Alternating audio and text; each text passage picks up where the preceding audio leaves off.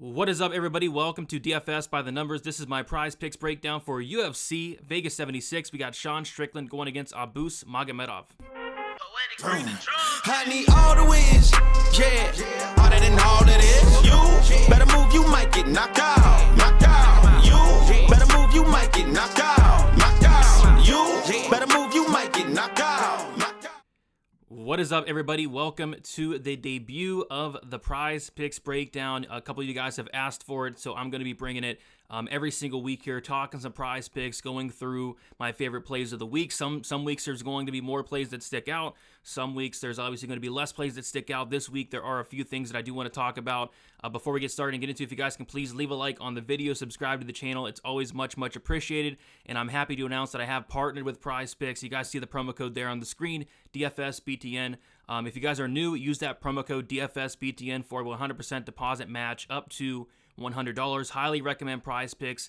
They have grown a ton in the past couple of years. They're bigger than ever, and excited to be doing content for some prize picks each and every week here, and it starts with UFC Vegas 76. So check out that promo code. Highly recommend prize picks, and I can't wait to see if we can make some money with this. So let's start with we got the 6 significant strikes, we got the fight time, we got the takedowns, and we got the fantasy score. I'm going to go through and talk about what sticks out the most. So we have a ton of options. So we're going to start with the significant strikes, and there's two options that stick out here. The first thing that sticks out is the Alexander Romanov, the significant strikes, and I'm going to take the less here. The reason being is on the feet, he just doesn't throw anything at all. The only thing that worries me is sometimes they do count, ground strikes as significant, and sometimes they don't. But, even then, I don't see Alexander Romanov going out there and landing a ton of significant strikes really at all. I guess he has those hammer fists that could potentially add up and surpass this number, but I don't really see it. I think this goes less here. I think this fight either finishes early, or I think this fight just turns into like a very sloppy, greasy heavyweight fight where there's a lot of cage pushing. I can see Alexander Romanov like laying on Ivanov against the cage for 15 minutes. I can see something like that, but I'm going to take the less here on the significant strikes to kick us off. And then the other thing that stuck out on the significant strikes was the Sean Strickland significant strikes sitting at 83.5. And I like them more here. I think as long as this fight does not finish in the first round, this more hits pretty easily, I'd say. Sean Strickland, very high volume fighter, landing 5.76 significant strikes per minute. If this fight does get to that third, fourth, and especially fifth round, I think he's going to hit this number pretty easily. I think if we do go the full 25 minutes, he's going to crush this number. And Sean Strickland's not really a finisher. So what I am worried about, though, is an Abus Magomedov first round finish. I think that is on the table. But if Abus does not get him out of there early, I think he crushes this number at 83.5. Other than that, nothing really sticking out for the significant strikes. I think the Carol Hoza one is interesting at 58.5, but the concern I have is if she does go the takedown route against Yana Santos, which is very much in play. If this was a stand-up fight, she would probably 3x that number, but the fact that Carol Hoza, I think she might grapple here, kind of stand me away from that one. So gonna go with those two for the significant strikes. Let's move on to fight time. And for fight time, I do have a couple things sticking out on fight time. So fight time and fantasy score, there are a lot of things sticking out. Significant strikes and takedowns, not so much. But in terms of the fight time, there's a couple pretty obvious ones, I'd say. Joanderson Brito, it's set at 4 minutes. And I think this fight has potential to finish in the first 60 seconds. I think this fight is just going to be an absolute car crash. Weston Wilson is a guy that he brings an absolute car crash, and then we know Joanderson Brito is very dangerous in his own right. So I think this fight does finish early on. I think it finishes under one half of a round, 2 minutes and 30 seconds, and I think that less on the 4 minutes hits there for Joanderson Brito. So that one stuck out to me.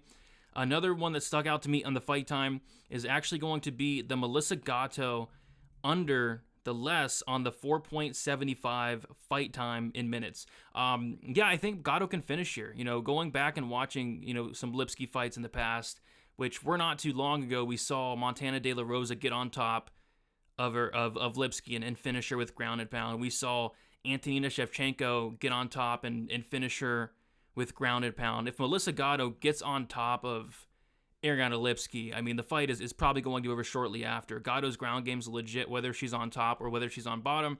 And I think if she does get the fight down to the match, she is going to go out there and finish Lipski. So I like that under on the fight times, the less on the fight times for Melissa Gatto. Moving on, we have the Ismail Bonfim more on the fight time. So this one's could be a potential sweaty one, but Benoit Saint-Denis is as tough as they come. We know that. Ismail Bonfim, yes, he finished Terrence McKinney, but everybody finishes Terrence McKinney if he gets extended. I think Bonfim kind of stuffs the takedowns here, keeps us on the feet, and picks apart Benoit Saint-Denis at range for even 15 minutes potentially. I think Benoit Saint-Denis' toughness can make him last here. Ismail Bonfim is not a guy that's going to go out there and rush the finish, so I like the more on the fight times for Ismail Bonfim here. And then one more I'll throw out there is going to be the Bruno Ferreira. Less on the fight times. 5 minutes here for Bruno Ferreira. Another fight that I think is going to be an absolute car crash. We have two guys that are complete finishers. Ferreira has so much power in his hands. Nursultan Rizaboev is a very, very good grappler. Tons of submissions on his record. It's a fight that I think, like I said, is going to be a car crash. I think it finishes early, probably in this first round. So give me the less on the fight time for Bruno Ferreira there. Moving on to the takedowns.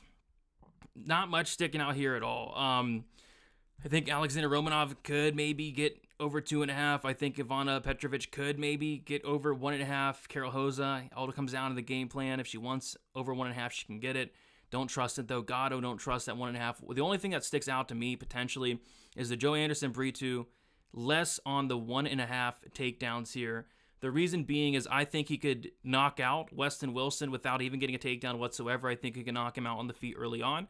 And the other reason I like it is if I think if Brito gets the fight down to the mat, Wilson's probably not getting back up. So I just don't see a scenario where Brito goes out there, he takes down Wilson gets backed up, and then Brito takes him down again. I think one takedown, the fight's probably over shortly after, or Brito can just simply knock him out on the feet there. But other than that, not much sticking out in terms of the takedowns this week. And then finally, we got the fantasy score. And we're going to kick it off with the Guram Kudetaladze. Take that less on the fantasy score, sitting at 104.5. That is a lot for somebody in Guram, who I think wins the fight. He's heavily favored to win the fight, but he's not going to wrestle. And I don't know if he finishes Elvis Brenner early on in that first round. Brenner's a guy that has 3 losses, all come by decision. Brenner is very, very, very tough. Hard to get out of there. I think if Guram wins this fight, it's probably by decision, maybe a late finish. I'd really struggle to see him getting 104.5 or really anywhere close to that. So going to be taking the less there on Guram Kudetaladze. I'm going to take another less here, going with Damir Ismagulov, 69.5 fantasy score. So I'm actually picking him to lose in this fight, but even if he does win, you got to imagine he's going to be stuck against the cage for a good chunk of this fight. He's going to be on his back for a good chunk of this fight. He's not going to get takedowns against Grant Dawson. He's probably not going to finish Grant Dawson, at least early. I think if Ismagulov wins this fight, he's stuffing takedowns, he's keeping him on the feet, and he's picking apart Dawson from range. I just don't think that's going to score all too well. So I'm not even sure Ismagulov wins this fight, and if he does, I'm still not sure he outscores this 69.5 fantasy score, so I'm taking the less. Couple more. I like the Carol Hosa over or higher on the fantasy score here. 70.5, I'm taking the more. I think she can get it. I think on the feet, she's very, very high volume, lands almost 6 significant strikes per minute. And then on top of that, I think she can mix in the takedowns. Yana Santos, her ground game has looked atrocious as of late. So I think Carol Hosa can easily cruise over this fantasy score of 70.5. Give me the more there for Carol Hosa. And then finally, taking another more here, I'm going to take the Renat Fakhretdinov more on the 87.5 fantasy score. I think if he wins this fight, he crushes that, to be honest. I think he's going to use his size here against Kevin Lee, who's a guy that is going to be very undersized for the division, very undersized in this fight. I think Fakhretdinov can go out there, get tons of takedowns, tons of control time. Don't see a finish, but with how many takedowns this guy is going to get in control time, I think he does soar over that 87.5 fantasy score. Give me the more there for Renat Fakhretdinov. And there you have it. Those were the plays that stuck out to me the most. Let me know what you guys like down in the comments if I missed anything. But yeah, guys, check out PrizePicks. Use that promo code DFSBTN. Get that 100% deposit match up to $100. And be on the lookout for more videos in the very near future. We got UFC 290 next week, so it should be a big week. But yeah, leave a like on your way out. Subscribe to the channel. Do appreciate all the support. And best of luck for UFC Vegas 76. We'll talk to you guys soon. See you.